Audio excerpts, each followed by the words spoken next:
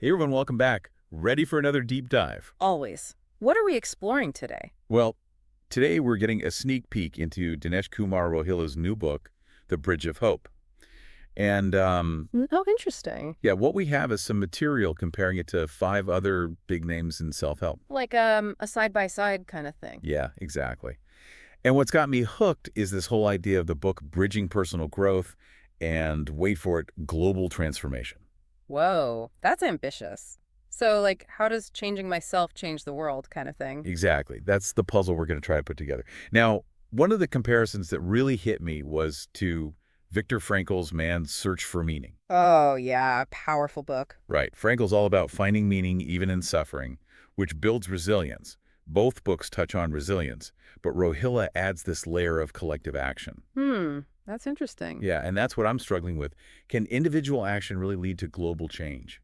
How does Rohilla bridge that gap? Well, it's a big question, right? It's one thing to be resilient yourself, but how does that translate to something bigger?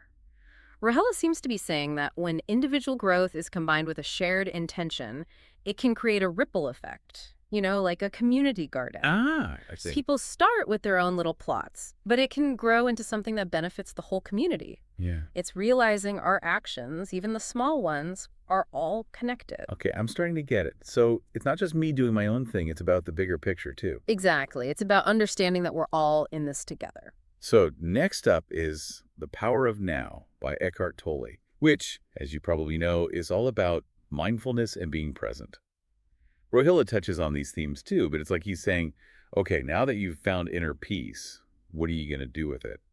He applies those ideas not just to personal enlightenment, but to building a more compassionate world. Right. He's pushing us to go further. It's like emotional intelligence, knowing and managing your own emotions is key to creating a ripple effect of compassion globally. Yeah, but how do we even start doing that? It sounds pretty idealistic. Well, he actually gives some concrete strategies, like starting each day with a gratitude practice, but focused on interconnectedness. Interconnectedness. Imagine you wake up and think about how you're connected to everything and everyone around you. It's a powerful shift in perspective. Okay, I see. But isn't that a bit, utopian? The world's full of conflict and different values. How do we deal with that? Oh, he doesn't ignore the hard stuff. He acknowledges that building a more compassionate world means stepping outside our comfort zones, having tough conversations. So not pretending everything's perfect. Exactly. It's about approaching conflict with empathy, trying to understand other perspectives. All right, now this next comparison really hit home for me. The source mentions Brene Brown's Gamed Up, The Gifts of Imperfection, all about self-acceptance and vulnerability. Love Brene Brown. Me too. And Rohilla seems to be on the same page, encouraging us to embrace our flaws, see them as strengths. But then he links self-acceptance to this vision of collective transformation. That's a big jump. Right, so Brown focuses on accepting yourself, which is so important. But Rohilla is arguing that this can ripple outward, leading to a collective shift. When we accept ourselves, flaws and all, we're more likely to accept others too. Kind of like how individual acts of kindness, when there are enough of them, can create a more caring community. Yeah, exactly. He's suggesting it's the same principle, just on a larger scale. It makes you wonder if working on ourselves can really make that much of a difference in the world. It really does. And it's something that A New Earth by Eckhart Tolle and You Can Heal Your Life by Louise Hay touch on too.